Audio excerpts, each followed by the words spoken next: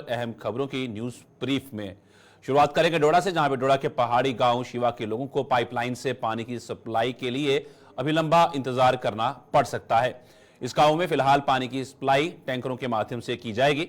इस गांव के लोगों द्वारा डोडा में आज डीसी कार्यालय के बाहर किए गए प्रदर्शन के बाद जल शक्ति विभाग के अधिकारियों ने पानी की सप्लाई के लिए फिलहाल टैंकर तैनात करने की बात कही है। शिवा गांव के लोगों ने आज सुबह डीसी कार्यालय के बाहर प्रदर्शन करते हुए आरोप लगाया था कि वो हमेशा से ही पीने के पानी की किल्लत से जूझते आए हैं और पिछले करीब एक महीने से हालत बद से बदतर हो गए हैं।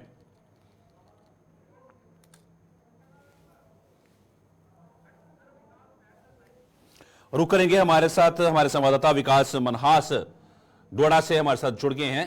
विकास, मैं ये सबसे पहले तो ये जानना चाहूंगा, आखिर किन वजहों के वजह से इनको अब तक पानी जो है वो मिल नहीं पाया है? क्यों वहां पर पाइपलाइन अभी तक नहीं बिछ पाई है? क्योंकि एक मूलभूत सुविधा है हर घर जल योजना, क्या ठंडे बस्ते में चली गई? जी हाँ, ये डोडा डिस्ट्रिक्ट का ऐसा एरिया है जहां पर काफी लंबे समय से पानी नहीं है। ये शिवा गांव है जहां पर दरिया चिनाब से बिल्कुल ऊपर या फिर नीरू के बिल्कुल ऊपर वाले हिस्से में ये गांव पड़ता है, जहां पर काफी लंबे समय से यहाँ के गांव के लोग जो है पानी के लिए तरस रहे हैं। और आज जो है वहां के महिलाएं जो है डीसी ऑफिस के बाहर पहुंची थी और प्रोटेस्ट कर रही थी और पानी की मांग कर रही थी, क्योंकि पिछले एक महीने से ये बूंद बूंद पानी के लिए तरस रही है। और जिस तरह से हर घर जल और हर घर नल की बात की जाती है, बिल्कुल खोखले दावे हैं। और ऐसे में ये लोग जो है अभी भी पानी के लिए कितना दूर जाना पड़ता है, या फिर आज के समय में टैंकर से इनके गांव तक पानी पहुंचता है। ट्रैक्टर से पानी पहुंचाया जाएगा, जिस तरह आज आश्वासन भी दिया गया है जल शक्ति विभाग द्वारा। तो ये जो पानी पहुंचाया जाएगा, मुहैया करवाया जाएगा इनके घरों तक, तो उसके लिए क्या इनको कोई शुल्क भी अदा करना पड़ेगा? देखिए, फिलहाल इस तरह की कोई बात तो नहीं की, लेकिन उन्होंने कहा, इस तरह का आश्वासन दिया है कि हम जो है टैंकर आपके गांव में जो है हर दिन आएगा, क्योंकि पहले जो है हफ्ते में 2 या 3 बार आता था। और ये काफी बड़ा एरिया है, यानी इस गांव की आबादी लगभग 3000 से ज्यादा है। और बूंद बूंद पानी के लिए तमाम बच्चों को तरसना पड़ता है, क्योंकि हर बच्चे को स्कूल जाना है या फिर लोगों ने काम पे जाना है या किसी ने ऑफिस जाना है। तो ऐसे में लोग काफी दिक्कत का सामना कर रहे हैं। और यहाँ के लिए एक पाइपलाइन प्रोजेक्ट भी सैंक्शन हुआ है काफी लंबे समय से, ये भी जो है डिफंक पड़ा हुआ है। विकास, मैं ये भी जानना चाहूंगा, 3000 लोगों का ये गांव बताया जा रहा है, जिस तरह के साफ तौर पर आपने कहा है, तो इतने लोगों को पानी मुहैया करवाना, वो भी टैंकरों के जरिए, कितना चुनौती भरा है ये प्रशासन के लिए?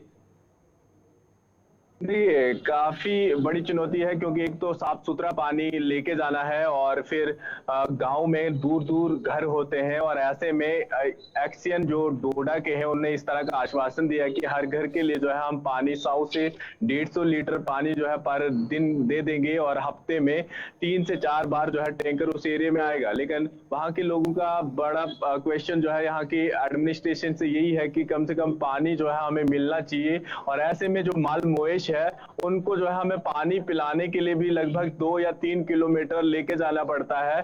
और लोग जो है काफी दिक्कत का जो है सामना कर रहे हैं वहां पे। आखिरी मेरा सवाल आपसे यही रहेगा कि अब जिस तरीके से आश्वासन मिला है, पर पाइपलाइन जो है वो कब तक बिछेगी वहां पर? आखिर ये सिस्टम पूरा डिफंक क्यों पड़ा है? क्या इसके बारे में कोई आधिकारिक बयान सामने आया है? देखिए, जो एक्सियन थे डोडा के, उन्होंने इस तरह का आश्वासन भी दिया और कहा कि इसका पाइपलाइन का जो है काम चल रहा है। और लगातार वहां के लोग जो है इस तरह से प्रोटेस्ट और अपनी मांग जो है रखते हैं, क्योंकि ऐसे में काफी डिस्प्यूट हो जाते हैं। जिस जगह से पानी लाना है, वहां के लोग भी जो है पानी नहीं देना चाहते, वो लोग भी जो है अपने एरिया के लिए पानी रखना चाहते हैं। तो ऐसे में पाइपलाइन वहां से लाना और इस इतने बड़े वाले एरिया में पाइप पहुंचाना काफी मुश्किल तो है, लेकिन पानी की समस्या से लोग जो है आज अभी भी जो है जूझ रहे हैं। धन्यवाद विकास, पूरी जानकारी साझा करने के लिए। भाजपा के प्रदेश अध्यक्ष रविंद्र रैना ने कहा है कि जम्मू कश्मीर में लोकसभा चुनाव शांतिपूर्ण तरीके से संपन्न होना कुछ ताकतों को फूटी आंख नहीं सुहा रहा है। जम्मू कश्मीर में शांति इन ताकतों को बर्दाश्त नहीं हो रही है और यही वजह है कि वो अब खून खराबे पर उतर आई हैं।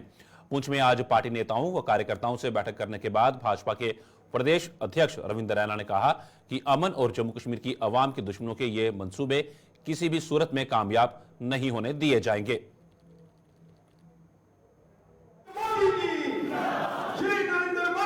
अब जब यहां का माहौल ठीक हो गया, अमन शांति और खुशहाली जम्मू कश्मीर में मजबूत हुई। पता नहीं क्यों ये जो हमारा हमसाया मुल्क है, इसको बड़ी तकलीफ होती है जब जम्मू कश्मीर में अमन शांति और खुशहाली होती है।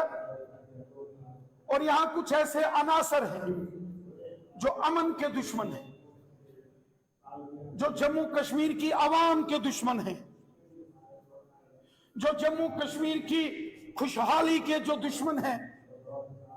वो लगातार ये कोशिश और साजिश कर रहे हैं कि जम्मू कश्मीर के हालात को खराब किया जाए और जम्मू कश्मीर में बेगुनाह लोगों को निशाना बनाने की बॉर्डर के उस पार से साजिश और कोशिश हो रही है।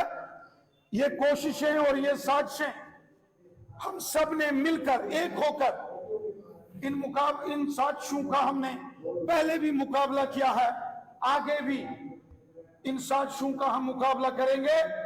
हजारों बेगुनाह लोगों का खून पिछले 35 सालों में जम्मू कश्मीर में बहा है।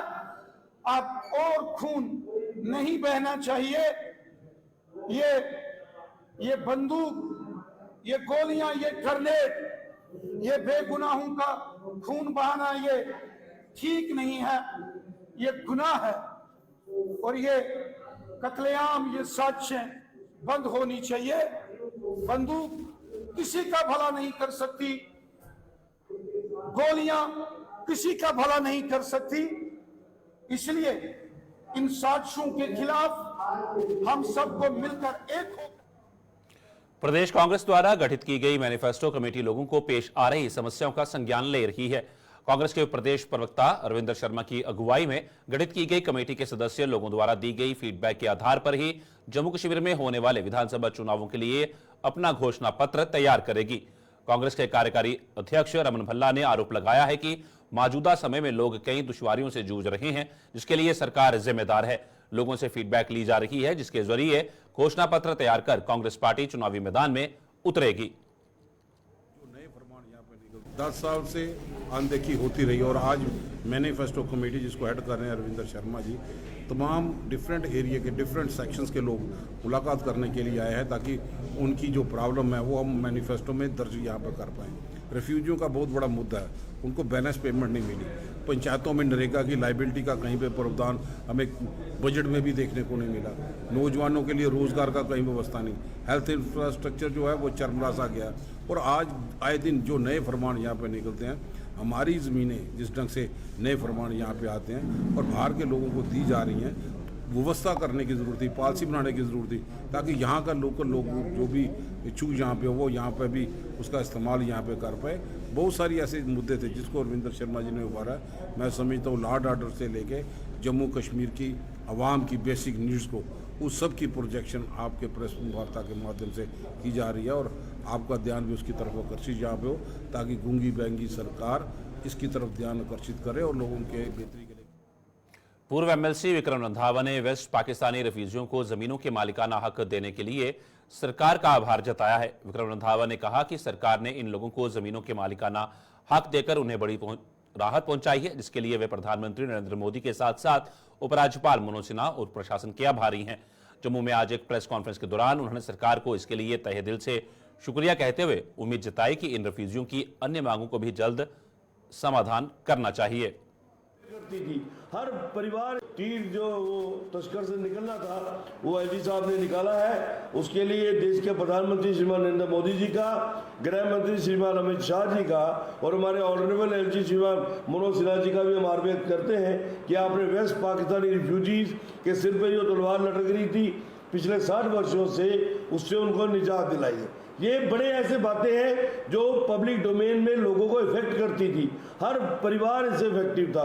अभी भी एक 254C का इशू है जो 2-2.5 साल पहले एक ऑर्डर आ गया था कि ये जो 47, 65, 71 के रिफ्यूजियों को ज़मीनें लाट हो चुकी हैं, ये इनको फर्दर डिस्पोज ऑफ नहीं कर सकते, इनके फर्द नहीं कर सकते, ये सेग्रीगेट नहीं कर सकते, ये लोन नहीं ले सकते। भैया हमें जब आपने मालिक बना दिया फिर हम क्यों नहीं कर सकते? और मुझे लगता है कि हमारी एलजी एडमिनिस्ट्रेशन तक ये बहुत पुरजोर के साथ मांग रखी गई है। बहुत जल्द 254C का भी जो है रिलीवर जो है ऑर्डर निकलेगा और ये जो एक स्टिग्मा सा लग गया था 47, 65 और 71 के रिफ्यूजियों के ऊपर, वो जमीनों के मालिकाना हक मिलने पर वेस्ट पाकिस्तानी रिफ्यूजी खुशी से फूले नहीं समा रहे हैं। अखनूर के सीमावर्ती प्रगरवाल इलाके में बसे रिफ्यूजियों ने आज नाच गाकर और मिठाइयां बांटकर सरकार द्वारा दी गई इस सौगात के लिए उसका आभार जताया।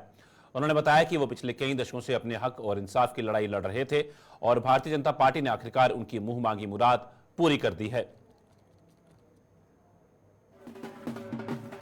जी 47 रिफ्यूजी है, 47 का लिया हूँ तक साड़ी सुनाई नहीं कुछ ने की, लेकिन भारतीय जनता पार्टी का साथ देंदे रहे।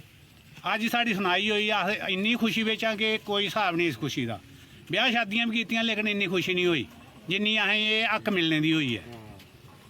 और ये सुखदेव सिंह और लब्बा राम गांधी अगर ये नहीं इन्ना संरक्षण करते तो अज इतों थोड़ी नहीं पुजी सकते। पहले पुराने बजुर्ग जोड़े गए है वो मरी है सारे, लेकिन ये नवी पीढ़ी उठी, नवी पीढ़ी ने साथ दिता और असें अज हक मिलने और असें इनका शुक्रगुजार करने। सानू इन्नी खुशी अज इस जी मालकाना हक मिले ये सारे बजुर्ग जिन्हें पूरियां ताकत लाई ओड़ियां कि असें मालकाना हक मालक बनाया जाए इस जमीन में, लेकिन अज असें प्रधानमंत्री शुक्रगुजार करने, LG साहब के शुक्रगुजार करने और अपनी भारतीय जनता पार्टी के शुक्रगुजार करने जी जिद्दोजहद ही और जिद्दोजहद में अज अस कामयाब होए और असें मालक बने इस चीज़ की। लेकिन देखो 1947 के अस पिछड़े थे, देखो जो कुछ होया साढ़े बजुर्ग है पिछे रहिए, अस नवी पीढ़ी ही हिंदुस्तान च रौंदे होए भी, लेकिन असें एक दब्बा लगे दा हा कि ये बेस्ट पाकिस्तानी ने। अज जो दब्बा साढ़ा हटिया असें बड़ी खुशी, अज इस खुशी की असें पूरे ढोल कन्नै लड्डुओं कन्नै और पूरे जिन्ने भी सारे बजुर्ग ने सारे कट्ठे होइए इस खुशी की अस मना दे और अस प्रधानमंत्री बड़ा शुक्रगुजार हाँ। खुशी साड़ी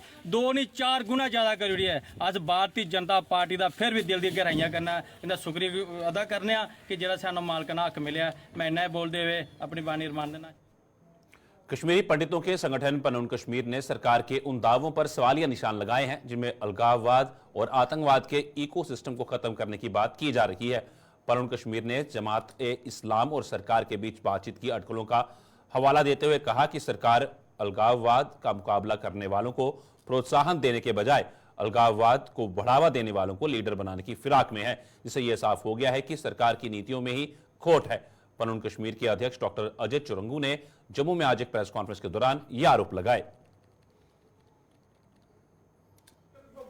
और जब सरकार जमात इस्लामी के साथ बातचीत शुरू करती है, जब सरकार कश्मीर घाटी में जो ऐसे लोग हैं, जो ऐसे लीडर्स हैं जो अलगाववाद का मुकाबला कर रहे हैं, उनके साथ कोई बातचीत नहीं करती, उनको कोई प्रोत्साहन नहीं देती है, लेकिन जो अलगाववाद को जिन्होंने पनपाया है उनको एज लीडर बनाती है, तब एक इकोसिस्टम बनता है जिस इकोसिस्टम के होते हुए यहाँ पे अलगाववाद की घटनाएं भी होती हैं और आतंकवाद की घटनाएं भी होती हैं।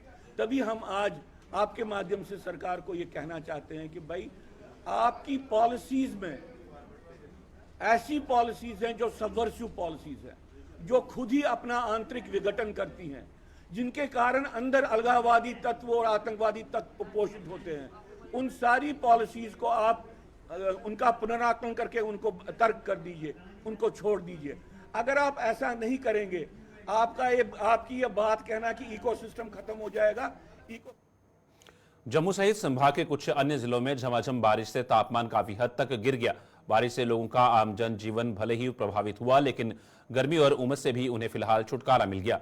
आज तड़के शुरू हुआ बारिश का यह सिलसिला कई घंटों तक जारी रहा, जिससे आज सुबह रोजमर्रा के कामकाज पर जाने वाले लोगों का आम जनजीवन काफी हद तक प्रभावित हुआ।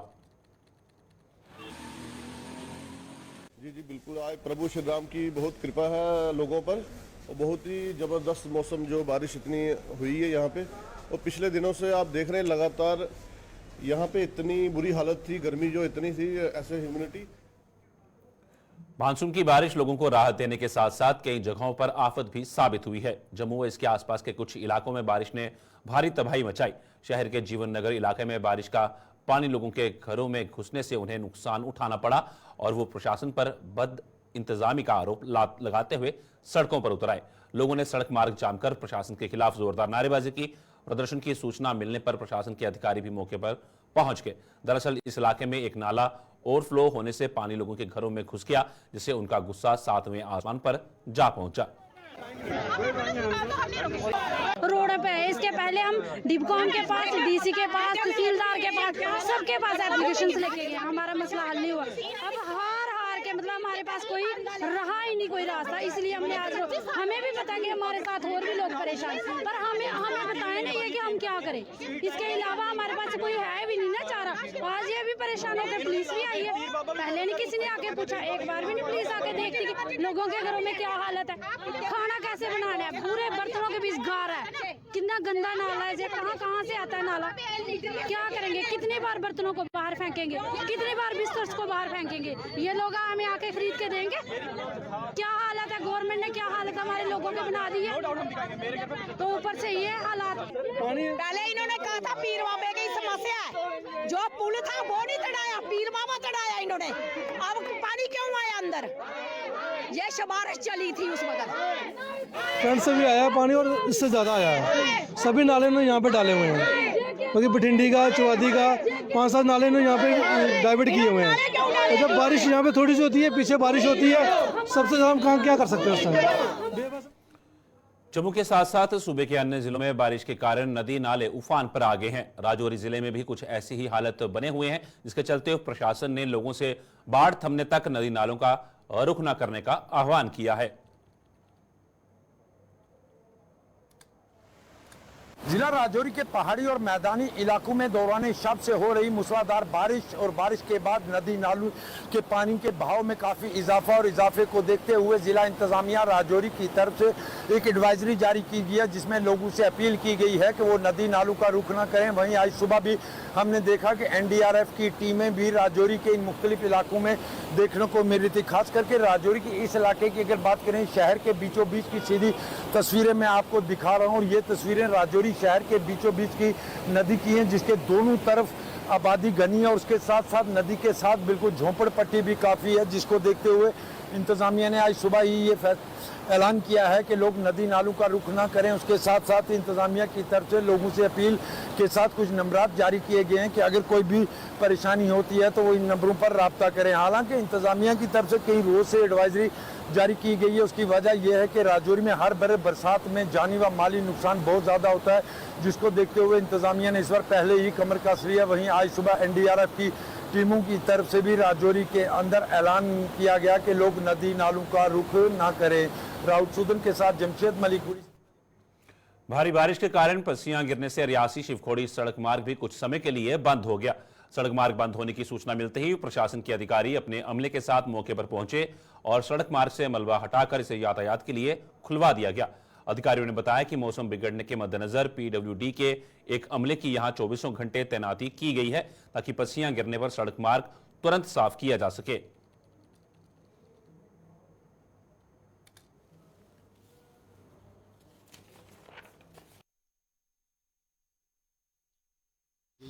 जेसीबी लगा के हमें रास्ता साफ कर दिया और यात्रियों को कोई परेशानी हो, इसलिए हमारी पुलिस प्रशासन भी जहाँ है तो हम भी जहाँ हैं, RNB ने एक ठेकेदार को जहाँ भी रखा हुआ है, जेसीबी जहाँ पे जब भी हमारे को ऊपर से कोई विपत्ति आएगी तो हम साथ में साथ करते हैं। यहाँ पे पुलिस प्रशासन और हमारा सिविल प्रशासन पूरी तरह से सतर्क है, तो हम काम में लगे हुए हैं दिन रात। तो सरदार को ज़्यादा से ज़्यादा लोगों को आना चाहिए। तो हम जम्मू के साथ सटे दड़क गांव में कुछ लोगों द्वारा पानी की निकासी रोकने का खामियाजा ग्रामीणों को भुगतना पड़ रहा है। पानी की निकासी रुकने से ग्रामीणों के खेतों में पानी भर गया है और बारिश ने आग में घी का काम किया है। पीड़ितों ने प्रशासन से जल्द आरोपियों के खिलाफ कार्रवाई करने की मांग की है, जो अपनी मनमानी से बाज नहीं आ रहे हैं।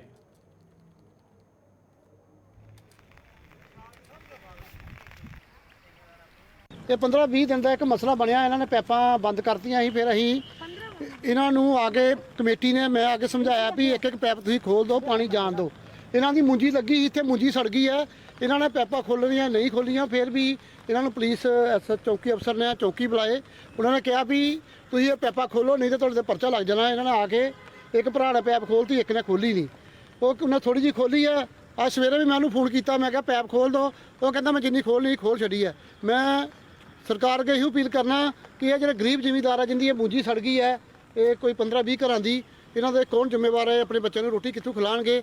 ਤੇ ਗਵਰਨਮੈਂਟ ਨੇ ਇਹਦੇ ਉੱਤੇ ਬਹੁਤ ਸਖਤ ਐਕਸ਼ਨ ਲੈ ਕੇ PWD ਦੇ ਮੈਂ ਐਕਸ਼ਨ ਸਾਹਿਬ ਨੂੰ ਵੀ ਮਿਲਣ ਜਾ ਰਹੇ ਹਾਂ ਅੱਜ ਅਸੀਂ। ਉਹਨਾਂ ਨੂੰ ਵੀ ਕਹਿਣਾ ਵੀ ਤੁਹਾਡਾ ਰੋਡ ਵੀ ਡੈਮੇਜ ਹੋ ਜਾਣਾ, ਅਗਰ ਲਗਾਤਾਰ 24 ਘੰਟੇ ਬਾਰਿਸ਼ ਪਈ ਤੇ ਰੋਡ ਟੁੱਟਣਾ ਹੀ ਟੁੱਟਣਾ। ਇਸ ਕਰਕੇ ਮੈਂ ਗਵਰਨਮੈਂਟ ਅੱਗੇ ਇਹੀ ਅਪੀਲ ਕਰਨਾ ਕਿ ਜਲਦੀ ਜਿੰਨੀਆਂ ਵੀ ਪੈਪਾਂ ਲੱਗੀਆਂ ਨੇ, ਅਸੀਂ ਕਹਿੰਦੇ ਇੱਕ ਪੈਪ ਖੋਲ੍ਹਣ, ਅਸੀਂ ਕਿ 6 ਤੋਂ 6 ਪੈਪਾਂ ਖੋਲ੍ਹਣ। ਅੱਗੇ ਅਗਰ ਕੋਈ ਪਾਣੀ ਦੀ ਜ਼ਰੂਰਤ ਆਉਂਦੀ ਹੈ, ਅੱਗੇ ਸਾਡੀ ਜਗ੍ਹਾ ਅਸੀਂ ਹੋਰ ਅੱਗੇ ਨਾਲਾ ਚੌੜਾ ਕਰ ਦਿਆਂਗੇ, ਕਿਸੇ ਨੂੰ ਕੋਈ ਪ੍ਰੋਬਲਮ ਨਹੀਂ ਆਉਣ ਦਿਆਂਗੇ। ਜਿਹੜਾ ਇਹ ਸਾਡਾ 30-35 ਕਿੱਲਾ ਰਕਬਾ ਜਿਹੜਾ ਸਾਡਾ ਬਰਬਾਦ ਹੋ ਗਿਆ, ਬਿਲਕੁਲ ਖਤਮ ਹੋ ਗਿਆ। ਔਰ ਰੋਡ ਵੀ ਟੁੱਟਣਾ ਹੋ ਗਿਆ, ਪੈਪਾਂ ਬੰਦ ਕੀਤੀਆਂ ਗਈਆਂ ਦੋਨੋਂ ਆਦਮੀਆਂ ਨੇ। ਇਹ ਪੈਪਾਂ ਨਹੀਂ ਖੋਲ੍ਹਦੇ, ਜੋ ਦੱਸ ਕਹਿੰਦੇ ਅਸੀਂ ਨਹੀਂ ਖੋਲ੍ਹਦੇ, ਜੋ ਮਰਜ਼ੀ ਕਰ ਲਓ ਤੁਸੀਂ। ਤੇ ਅਸੀਂ ਗਵਰਨਮੈਂਟ ਅੱਗੇ ਅਪੀਲ ਕੀਤੀ ਹੈ, ਪੁਲਿਸ ਅੱਗੇ ਵੀ ਰਿਪੋਰਟ ਕੀਤੀ ਹੈ, ਲੇਕਿਨ ਉਹਨਾਂ ਨੇ ਸਾਡੀ ਕੋਈ ਨਹੀਂ ਸੁਣੀ ਤੇ ਨਾ ਕੋਈ ਫੈਸਲਾ ਹੋਇਆ।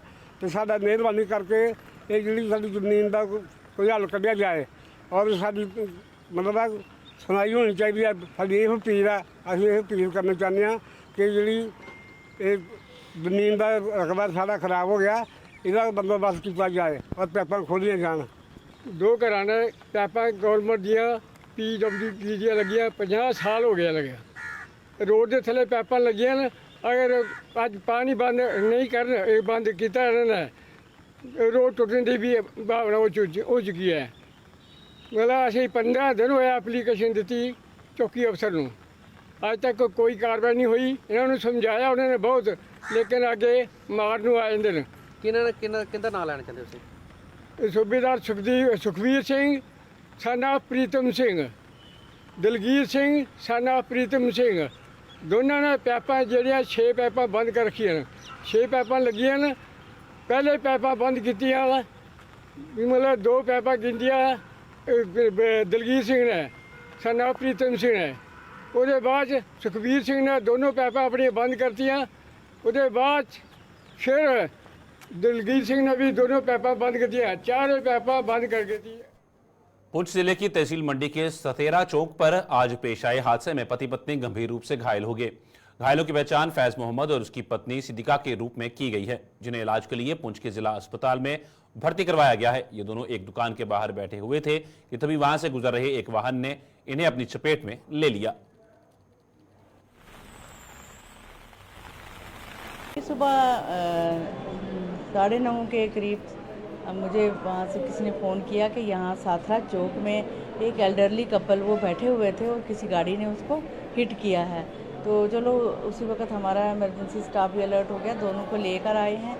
एक जो हस्बैंड है उसका नाम फैज़ मोहम्मद है, son of Deen Mohammad 75 years का है, और उनकी वाइफ हैं सदीका भी, तो वो 70 ईयर्स की हैं। तो दोनों को डॉक्टर्स देख रहे हैं, अभी ऑर्थोपेडिशियन भी देख रहे हैं, एक्सरे इन्वेस्टिगेशन होते थे, आगे फिर हम उनका डिसाइड करते हैं कि क्या करना है। क्रिटिकल हैं ये दोनों, चोटें गए, इनको सीरियस चोटें आई हैं, फ्रैक्चर्स हैं, तो देखते हैं कितने हैं क्या है, तो उसी के बाद बताएंगे। हमारे ऑर्थोपेडिशियन लगे हुए हैं, हाँ ट्राई तो यही करेंगे।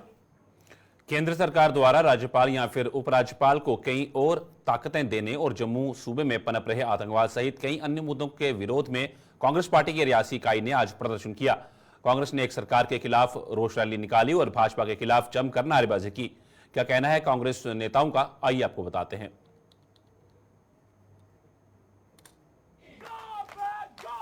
देखिए, जिस तरह की इंतज़ाम किए जा रहे हैं जो कि गवर्नमेंट की तरफ से, जो गलत फैसले लिए जा रहे हैं गवर्नमेंट की तरफ से, असेंबली इलेक्शन करवाने का कोई मतलब ही नहीं बनता है जब इनकी पावरें जो है वो सारी एलजी साहब को दे रहे हैं। वो भारतीय जनता पार्टी को ये पूरी तरह से इंडिकेशन हो चुका है, ये पता चल चुका है कि हमारा सुगड़ा साफ होने वाला है, इसलिए उन्होंने सारी पावरें जो थी वो एलजी साहब को दे दी। किसी चपड़ासी की अगर ट्रांसफ़र करनी हो तो एलजी साहब से पहले परमिशन लेनी पड़ेगी, किसी ऑफिसर की ट्रांसफ़र करनी होगी तो पहले एलजी साहब से परमिशन लेनी पड़ेगी। किसी भी काम के लिए एलजी साहब से परमिशन लिए बिना, मैं सोचता हूँ ये किस तरह का लोकतंत्र है, ये किस तरह की व्यवस्था की जा रही है। और मौजूदा सरकार जो फैसले ले रही है हम इसके कड़े खिलाफ हैं इसके ऊपर। और दूसरा, सिक्योरिटी व्यवस्था को लेकर हमने ये प्रोटेस्ट किया है कि इतने मसले, इतने बड़े बड़े कांड हुए जा रहे हैं, लेकिन इनकी कोई सिक्योरिटी का कोई दिख नहीं रहा है मुझे कि किस तरह से ये डिफेंस मिनिस्टर की सबसे बड़ी नाकामी है। डिफेंस मिनिस्टर कुछ नहीं कर पा रहे हैं इसके ऊपर। उनका एक ही वो होना चाहिए, वो रिजाइन देकर। गुलिस्तान पर खबरों का सिलसिला यूं चलता रहेगा। फिलहाल न्यूज ब्रीफ में इतना ही। दीजिए इजाजत, नमस्कार।